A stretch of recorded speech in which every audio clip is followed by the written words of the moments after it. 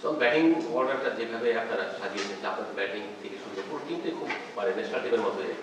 তো তারপরে আপনার ব্যাটিংটা হচ্ছে না মনে হচ্ছে লাস্ট নোয়াখালীর সঙ্গে আপনারা পারলেন না।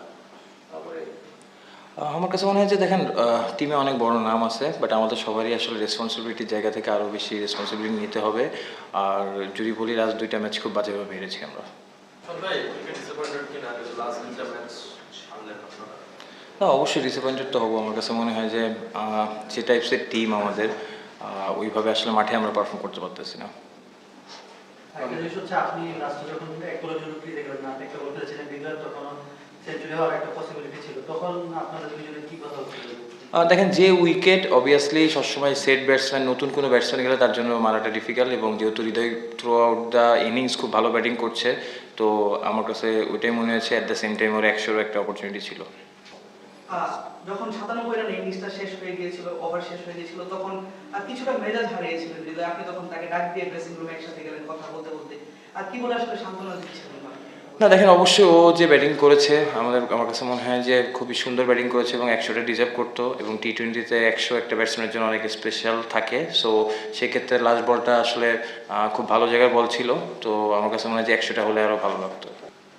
সোহান ভাই, হৃদয়কে আজকে আমরা ওপেন করতে দেখলাম, মানে এটার পেছনে ভাবনা কি ছিল? তো মিডল অর্ডারে খুব বেশি রান পাচ্ছিল না, আজকে ওপেনিং করার পরে রান পেল, মানে আসলে আমাদের টিম কম্বিনেশনের জন্য মনে হয় যে আমরা একটা বেস্ট কম্বিনেশন খুঁজছি, যেহেতু পাওয়ার প্লেতে আমরা প্লাস কিছুদিন একটু স্ট্রাগল করেছি, তো সেখানে একটা চেঞ্জের মাধ্যমে চেয়েছি যাতে যেহেতু হৃদয় শর্টস খেলতে পছন্দ করে, এই কারণে আসলে ওপেন যাওয়া।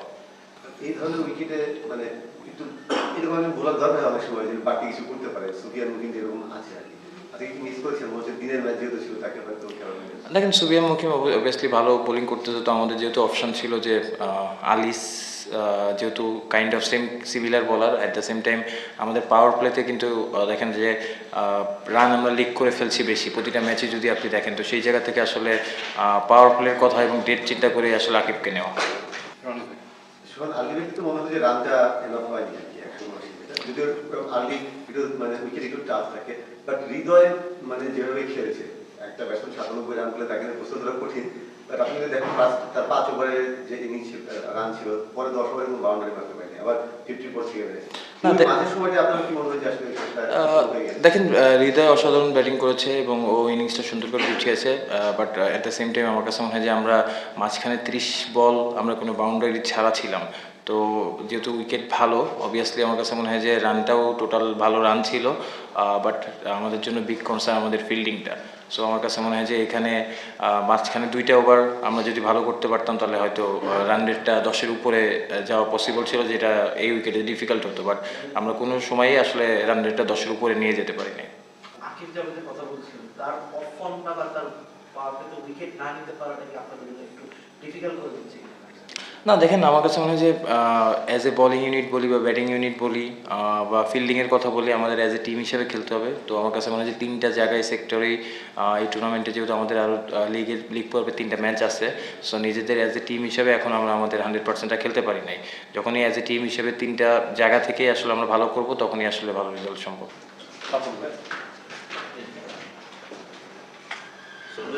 এখানে আসলে পার্সোনাল স্কোরের কথা যদি বলি, তাহলে বড় স্কোর করাটা আসলে কতটা কঠিন মনে হয় আপনার কাছে?